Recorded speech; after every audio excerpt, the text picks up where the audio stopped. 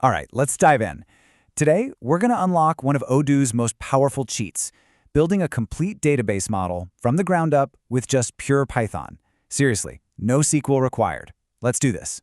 So let me ask you this. What if you could define a complex, persistent database table, with columns, data types, all the constraints, without ever having to write a create table statement? Well, that's not a trick question. That's the core promise of the Odoo framework. So here's the game plan. We'll break down this NoSQL trick, see how a Python class magically becomes a database table, and then we'll write our very first model. After that, we'll peek behind the curtain at the ORM's hidden work, cover the critical rules that trip up almost every beginner, and then, we'll wrap it up by showing you how this whole concept is your new Odoo superpower. Okay, so how is this even possible? Well, the secret ingredient is this absolutely brilliant piece of engineering called the Odoo ORM. Now, the key word here is abstracts. Think of the ORM as a super intelligent translator. It lets you live and breathe entirely in Python, thinking in terms of classes and objects, while it handles all the messy, low-level chatter with the Postgres database. You get to focus on the business logic, and the ORM takes care of all the database syntax for you. To really get this, you just need to wrap your head around one simple but incredibly powerful mental model. And this, right here, this is the whole concept in a nutshell. Every time you define a Python class that inherits from models.Model, you're essentially telling Odoo, hey, go make me a new database table. Every single field you declare as a class attribute, boom, that's a column in that table. And anytime you create an instance of that class, an object, well, that's a new row of data. That's really it.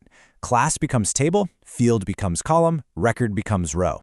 Okay, enough theory. Let's see what this actually looks like in practice. Let's write our very first model. And here it is. This tiny Python class is literally a complete blueprint for a database table.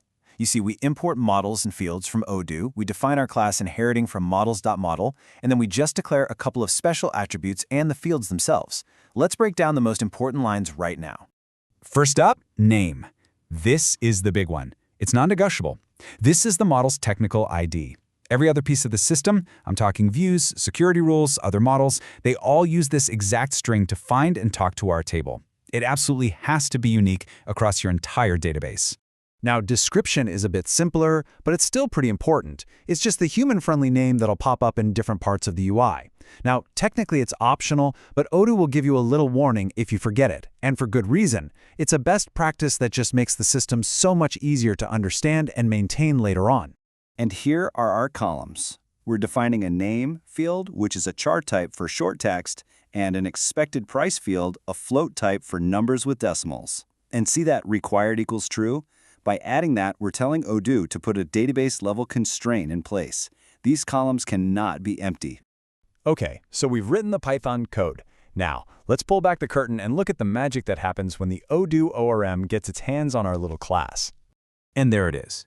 When you upgrade your module, the ORM scans your code, finds our _name attribute, a state.property, it swaps the dot for an underscore, and bam, it automatically generates the create table estate property command in PostgreSQL.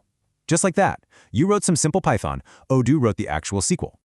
But wait, there's more. And this is probably one of my favorite things about Odoo. For every single model you create, Odoo gives you a whole set of powerful audit trail fields for free.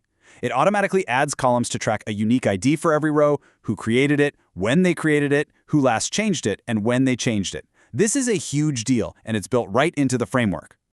Now, for all this magic to actually work, you've got to play by a few simple but very strict rules. Getting these wrong is, without a doubt, the biggest source of frustration for new developers, so let's make sure you get them right from the start. Okay, your project structure is non-negotiable. Odoo has a very specific expectation. All your model definitions must live inside a folder called models. Inside that folder, you need an init.py file that imports each of your model files. And then finally, the main init.py at the root of your module has to import that entire models directory. This chain of imports is exactly how Odoo discovers your code. I'm going to say this again, because this is without a doubt the most common beginner mistake. If you miss even one step in that init.py import chain, your model becomes totally invisible to Odoo. It won't crash, it won't throw an error, it just silently fails to load. And you'll be sitting there wondering why your table never got created. So the complete workflow is always these 4 steps. Number 1, write your Python model. Number 2, get those imports right. Number 3, restart the Odoo server so it can see your new code. And number 4, upgrade your module. That last step is the one that actually tells the ORM, okay, go ahead and change the database schema. Now, beyond just picking a data type, you can control your fields with all these simple parameters. String gives you that human-readable label for the UI. We already saw required. Read-only is great for locking down a field so users can't edit it. And help is fantastic for UX, adding a little tooltip to guide people. These simple additions can make a massive difference in usability. And trust me, as your projects get bigger, following Odoo's naming conventions will be a lifesaver. Fields that link to one other record should end in _ID. Fields that link to many records should end in _IDs. And Boolean fields, they usually start with is_ or allow _. It just makes your code predictable and so much easier for anyone to read. And here's a quick pro tip on performance. If you know you're going to be searching or filtering on a field a lot, just add index = true. That's it. The ORM will automatically create a database index on that column, which can make your queries way faster on large tables. It's that easy. So let's wrap this all up. What you've just learned isn't just a neat trick, it's a fundamental Odoo superpower. The key takeaway, the one thing to remember, is this simple translation. You define your data structures in clean, readable Python, and you let the ORM handle all the database complexity, from creating the tables to logging every single change. This lets you build faster and focus on what actually matters, your business logic. So you've successfully created the data's blueprint, the foundation. That's awesome. But let's be honest, a database table by itself isn't very useful to an end user, is it? So the next logical question has to be, how do you build the forms, the lists, and the search bars that let people actually interact with this data? Well, that's exactly what we're going to dive into in our next explainer.